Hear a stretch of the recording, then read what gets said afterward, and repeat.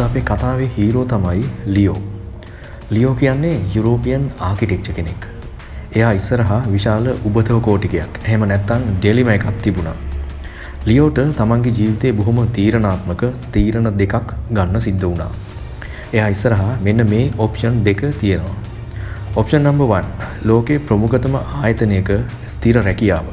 ලොකු සැලරි එකක්, සේවා කාලයේ අවසානයේ විශාල විශ්‍රාම වැටුපක්, මුළු සොසයිටි එකම පිළිගන්න මාරම ස්ටේබල් අනාගතයක්. මේක තමයි එතිකල්. ඒ කියන්නේ සමාජයේ බොහොම දෙනෙක් තව කෙනෙක් දිහා බලන්නේ, ගෞරව කරන්නේ ඒ මිනිස්සයා මොන කම්පැනි එකේද වැඩ කරන්නේ, මොකද්ද දරන තනතුර. මෙන්න මේ වගේ නිර්ණායක මත පදනම් වෙලානේ. හරි. ඔප්ෂන් නම්බර් 2 තමයි ලියෝ කරන්න බලාගෙන ඉන්න එයාගේම ඩ්‍රීම් ආකිටෙක්චර් ප්‍රොජෙක්ට් එක. හැබැයි මේකේ සාර්ථකත්වය ගැන කිසිම රැෂනල් ගැරන්ටි එකක් නැහැ. රිස්ක් එක බොහොම වැඩි. ලියෝ මේ දෙකෙන් මොන ඔප්ෂන් එක තෝරගනීද? ලියෝට අවශ්‍ය වුණේ ඔතෙන්ටික් එක්සිස්ටන්ස් එකක්. එහෙම නැත්නම් අව්‍යාජ පැවැත්මක්. ඒ කියන්නේ එක්ස්ටර්නල් ප්‍රෙෂර්ස් වලට කන්ෆර්ම් නොවි එයාගේම විල් එක කැමැත්ත අනුව ජීවත් වීම. එයා තමන්ගේ තාර්කික බුද්ධියෙන්, ඒ කියන්නේ ලොජික් එකෙන් උත්තර හොයන්න හැදුවා. ලියෝ දැන් ඩේටා ඇනලයිස් කරලා බලනවා, වාසි අවාසි කිරා බලනවා. එයා අහනවා මොකද්ද මගේ ජීවිතේ පර්පස් එක? නමුත් දත්ත මත පදනම්ව ඔහුට තාර්කික උත්තරයක් හම්බුනේ නැහැ. ඔහු ගන්න ඕනේ තීරණය මොකද්ද කියන එක ගැන ඔහුට හරි උත්තරයක් හම්බුනේ නැහැ. මේ ප්‍රශ්නෙට උත්තරේ අපිට හම්බෙනවා දාර්ශනික සෝරන් කීකන්ගාඩ්ගෙන්. කීකන්ගාඩ් කියනවා ඔතෙන්ටික් එක්සිස්ටන්ස් එකකට යන්න පුළුවන් හයරජිකල් ස්ටේජස් 3ක් කරා කියලා. පළවෙනි අදියරට කියන්නේ ඊස්තටික් ස්ටේජ් එක කියලා. මේ ස්ටේජ් එකේදී මිනිස්සෙක් හොයන්නේ ප්ලෙෂර් එක සහ එන්ජොයිමන්ට් එක විතරයි. විනෝදකාමී කිසිම බරක් පතලක් නැති ජීවිත මේ ස්ටේජ් එකේ තමයි ජීවත් වෙන්නේ. ඊළඟට එතිකල් ස්ටේජ් එක. මේ අදියරේ ඉන්න අය සමාජ නීති, සදාචාරය සහ යුතුයකම් මේ වගේ දේවල් අනුගමනය කරනවා. අන්තිමට තියෙන්නේ රිලීජියස් ස්ටේජ් එක. මේක තමයි ඔතෙන්ටික්ම, එහෙම නැත්නම් අව්‍යාජව ජීවත් වෙන මිනිසුන්ගේ ස්ටේජ් එක. මෙයාලා ජීවත් වෙන එකට අර්ථයක් සහ අරමුණක් ඇතිව. ලියෝ එයාට තිබුණ සේෆ් ජොබ් එක තෝරගත්තා නම් එයා එතිකල් ස්ටේජ් එකේ හිර වෙනවා. ඒක ලේසි ඒත් ව්‍යාජ ජීවිතයක් වෙන්න පුළුවන්. දැන් ලියෝට ඕනේ Tamanට කැමති ඔතෙන්ටික් ලයිෆ් එකක් ගත කරන්න. ලියෝට තේරුණා එයා රියල් ලයිෆ් එකට යන්න නම් ලොජික් එක ඉක්මවා යන්න ඕනේ. එහෙම නැත්නම් එයාගේ තාර්කික බුද්ධිය ඉක්මවලා යන්න ඕනේ. එයා යාගේ ඩ්‍රීම් ප්‍රොජෙක්ට් එක තෝරගත්තා. මේක සම්පූර්ණයෙන්ම ඇබ්සර්ඩ්, එහෙම නැත්නම් විකාර හිතුවක්කාර තීරණයක්. ඔහු කලේ තමන්ගේ විශ්වාසය මත පදනම් වෙලා ට්‍රැක් එකෙන් එළියට පනින එක. මෙතනදි වෙන්නේ මට මේක ඇත්තටම කරන්න පුළුවන්ද කිය තර්ක කර ඉන්නේ නැතුව මට පුළුවන් වෙයි කියලා මම කමිට් වෙනවා කියලා ඉනර් පැෂන් එකෙන් තීරණයක් ගන්න එක. මෙතනදී ලොජික් එක අදාළම නැහැ.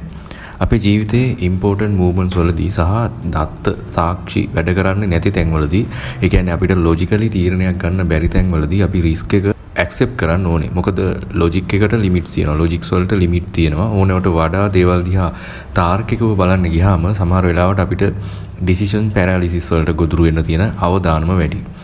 ඉතින් ලියෝ එයාගේ ස්ටාර්ට්අප් එක පටන් ගත්තා. ඒත් එයාට ඇන්සයිටි, ඒ කියන්නේ කාන්සාව වගේ දැනෙන්න ගත්තා. මේක නිකන් බයක් නෙවෙයි. මේ ඇන්සයිටි එක ලියෝ විසින්ම තෝරගත්ත ෆ්‍රීඩම් එකේම කොටසක්.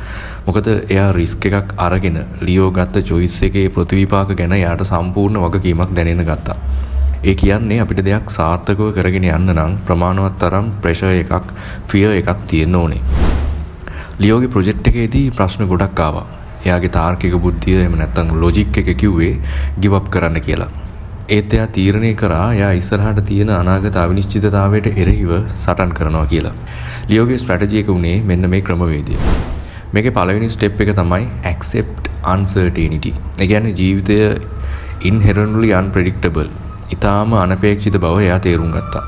අපි මොනතරම් ප්ලෑන් කරත් ඒ වගේ අපිට ලැබෙන අවසාන ප්‍රතිඵලය ultimately certain. ඒ කියන්නේ ඒ විදිහටම ලැබෙයි කියලා අපිට සාතික කරගන්න බෑ.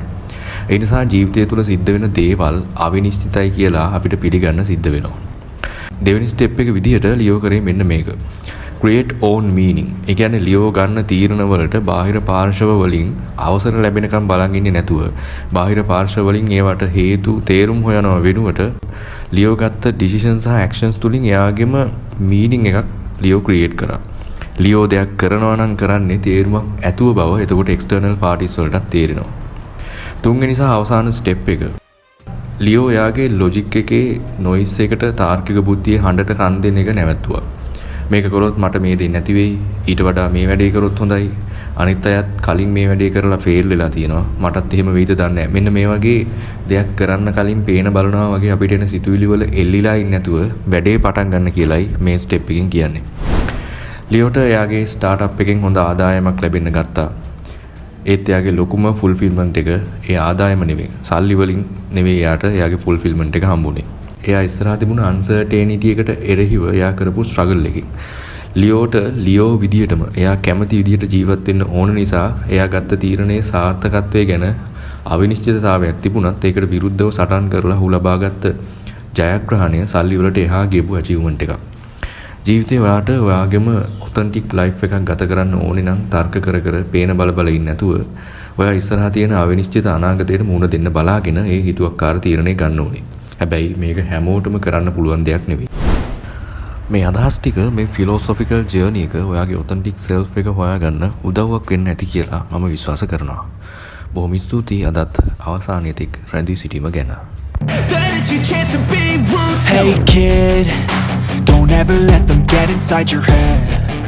They'll tell you what to do in life instead.